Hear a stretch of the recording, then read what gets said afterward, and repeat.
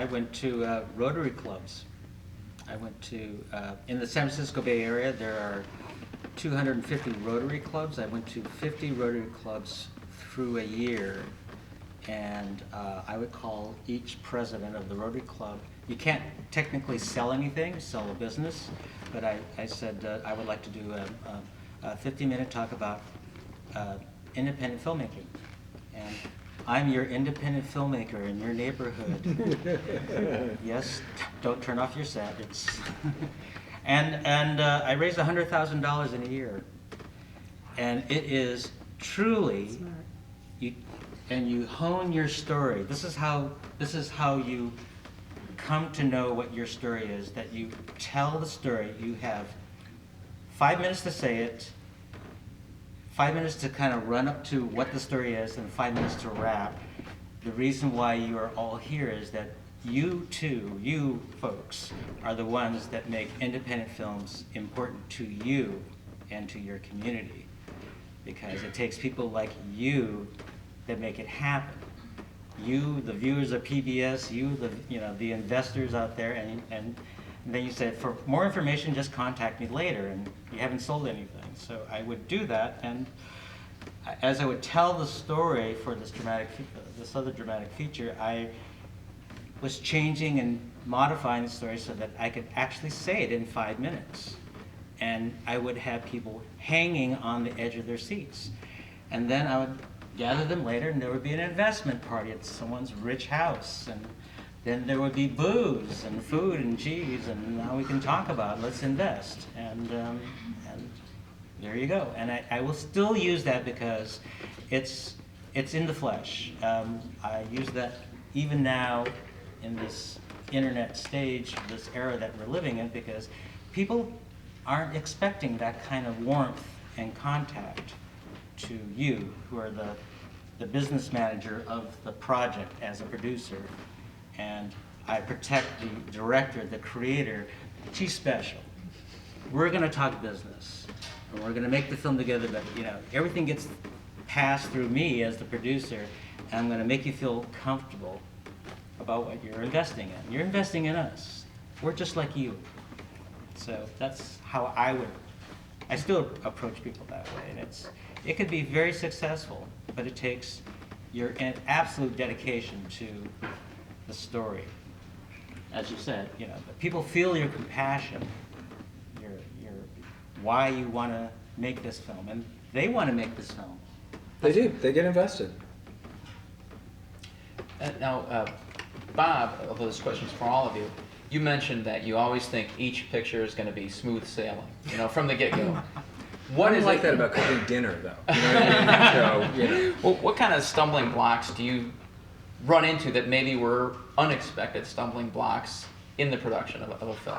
I could maybe tell you something about 818. It's a story about an actress who as you mentioned, her career gets reinvigorated when she's accused of murdering her husband, and it's a story about an anti-hero. And my first instinct was, I loved her, so I thought everyone would love her. And you sit down, you make it as good as you possibly can, because no one ever shows a movie that they don't think is done. And then my super smart writer-director friends rip the movie apart. and it's great because it allows you to go through a process, and it gets to be what it needs to be. But nobody wanted to identify with this woman. Like, if the movie said, "Here, she's you," people went, "She's not me. No, I don't want to be her." But so we changed our approach. I hope you guys see the movie. It's showing 2 more times, and you'll find out what I'm talking about. And when we pulled back from that and just said, you know what, let's just savage her. And the movie basically hangs her out to dry and says, like, this bitch is crazy. From the very beginning. And the music mocks her, like literally mocks her. But in a charming, beautiful way. By the way, the music is on iTunes. It's amazing. It's by Freddie Weidman. And our website is 818movie.com. Or 818 Soundtrack, or Wade in the Water by Morgan Kibbe, who sang with M83 and has a band called White Sea, and it's an amazing version of the Wade in the Water, and it's only 99 cents. and we get 70 of it back because that's one way to raise money for a movie, and we're still need it. Yes. And it's really an amazing song, promise. But yeah, once the movie started savaging her, then it all kind of fell into place, and people started to like her, which is a funny thing. That's a creative roadblock, you know, but it was a big roadblock. It's a movie about an anti-hero, and how to get an audience to care about an anti-hero is so much harder than if I had known that's what we were trying to accomplish, honestly, I don't know if I would have made the movie. That's how hard it is. And something you didn't expect going into it. Yeah, another thing that you might not look out for is your crew unionizing 9 days into a 20-day shoot on a micro-budgeted movie in Los Angeles. That's another one. Do non-union. That they all agreed to do non-union, and then the union tells them that it's going to cost the producers about $20,000 to $30,000 to pay your health benefits. Don't you want health benefits? They take a vote. Our back was against the wall. We went for it. They sucked $200,000 out of our budget, and just about the time we got the movie to the point where we could show it to our investors and say, hey, guess what? We got unionized. We need a little more. This thing, I don't know if you heard of it, there was this thing called the global economic collapse, and that was not good for real estate people. We ended up finishing the movie for $65,000, which involves an amount of beg, borrowing, and stealing that I have not gone through since I made a short. You know, when you make a short, you do everything because there's no one else to do it, and you kind of you don't really trust anyone to do it anyway, so that's just what happens. Right? Kind of. That was it. But you don't have to trust anyone because you really have, you can't hire them, and no one else is really going to do it. But in a movie, usually other people do it, and with this one, it's just me and Lisa. Yeah. Me and Lisa for like a year and a half.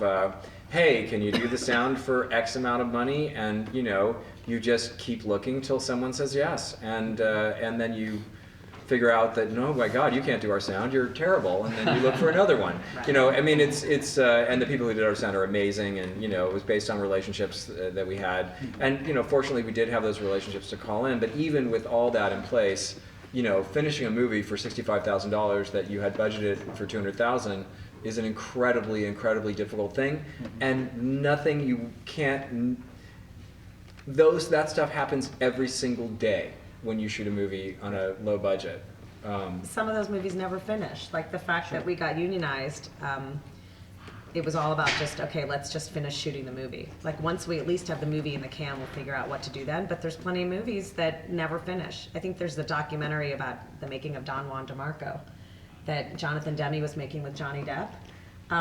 And they film where that was tragically going, which was the movie was going and they were losing money every day on a catastrophic scale, and then they kind of had to scrap the whole movie. I mean, that happens all the time. So you have to make sure that when you do have your budget, that you obviously have contingencies and that you can hope to finish the movie. We just barely finished shooting the movie, and then it became about finishing it. But if we hadn't finished shooting, then everything we had worked for, and Bob was working on the script far long before I got there. I mean, it was, it's kind of like everything that we had worked for. We were still with it a long time. I mean, yeah. They've just gone up in smoke. And that does happen all the time. That's why I think a lot of filmmakers, sometimes when you meet independent filmmakers, we congratulate each other just on getting it made, on getting it finished. It's a miracle. I don't want to overstate this, but it's kind of heroic. Anyone that can make a film, whether it's a short film, a documentary, a feature, anyone that gets it made, it's amazing. Anyone that can get it seen is double amazing. Like that's just a great effort. Distributor, triple. Exactly. That's When it gets out there to the That's masses nuts. in any way possible, it's really terrific. Any other stumbling blocks that? Well, after about 3 years into the filming process for my documentary, Ronnie, my uncle, did move to a group home that was run by the Easter Seals, and then I actually started. We knew that he was going to move into this home about a year before he actually moved. So I began asking them about, could I come and film the move? Could I, film inside of the home and so forth after he moves and so forth? And they said no to me for a good 2-year period. because of HIPAA, if people are familiar with these HIPAA regulations about privacy of especially the other residents that lived in the home, and I think a lot of it too was also just fear. Like no one had ever asked to film in this kind of a facility, at least in Western Pennsylvania, and they just didn't know, all the paperwork they'd have to fill out or who they'd go to ask about this, and it was just kind of too much trouble, so just no. And I also wanted to film at the workshop where my uncle works. It's like a factory where all of the staff are developmentally disabled, and they put together cups and things, and so I wanted to film there too, and again it was no. And so it took like 2 years of having meetings with them and showing them some of the footage that I'd already shot and helping them understand what the film was about, and that they shouldn't be afraid of it, and that I wasn't trying to expose abuse or anything negative about those organizations, that I was really just trying to tell the story of my uncle and my grandmother and their decisions to live separately. And so eventually they said yes, and then once it was actually the workshop where my uncle works that said yes first. And once I was allowed to film in the workshop, which has like 300 employees, some of them live in the same group home where my uncle lives, then it was like, oh, well, if you've already filmed these people at the workshop, then I guess you can film them in the home. It's the same people, So then once that door opened, everything opened pretty much. And actually, at the screening we had of the film yesterday here in Cleveland, we had a caravan of like 8 people come from Easter Seals in the group home. Everybody came to see the film. So, and I think that they're excited now. They love to see themselves on screen and, have their story be told. So yeah, I think stamina is really key. You need to really have patience and stamina and believe in what you're doing.